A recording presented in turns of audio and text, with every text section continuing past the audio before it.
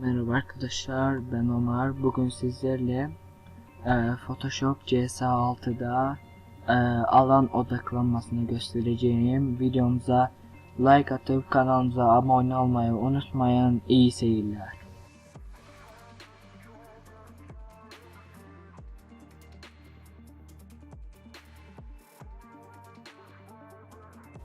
Evet arkadaşlar, gördüğünüz gibi karşımızda bir resim var. Bu resmin arkasını bulanıklaştıracağız. Evet, bunun için pen tool aracı, yani kalem aracını seçiyoruz ve resmimizin kenarlarını seçmeye başlıyoruz. Evet, başlayalım. Buradan başlayalım.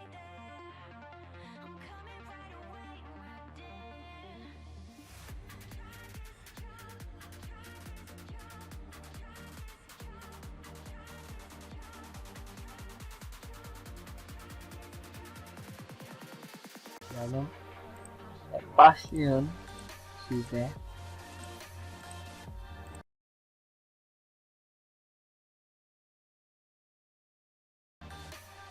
Ben videoda olduğum için biraz dikkat etmeyeceğim ayrıntılarına.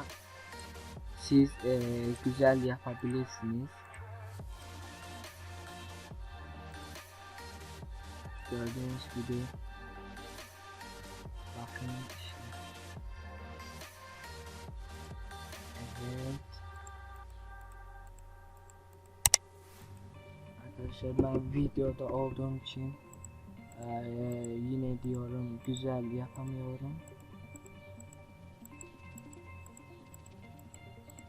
İşte böyle kenarlarını seçiyoruz.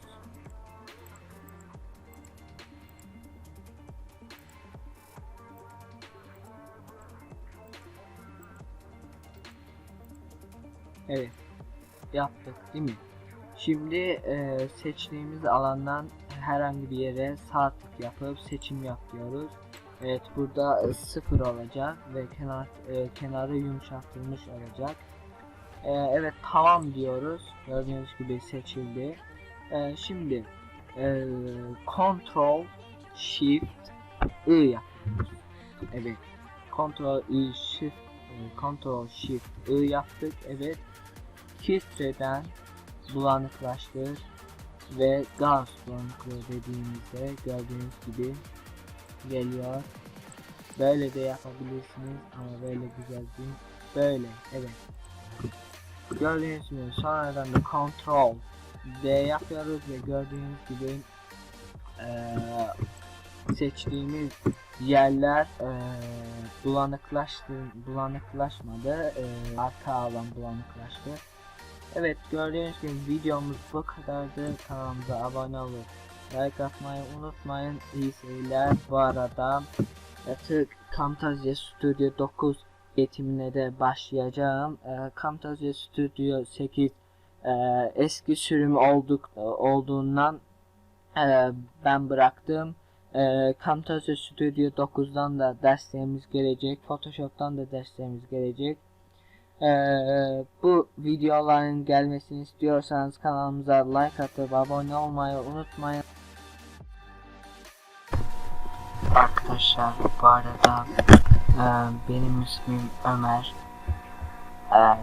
Bu kanalı açmakta maksadım bir şeyler öğretmek, hem de ben de sizinle birlikte şeyler öğreniyorum. Bu arada bizim kanalımız 50 aboneli.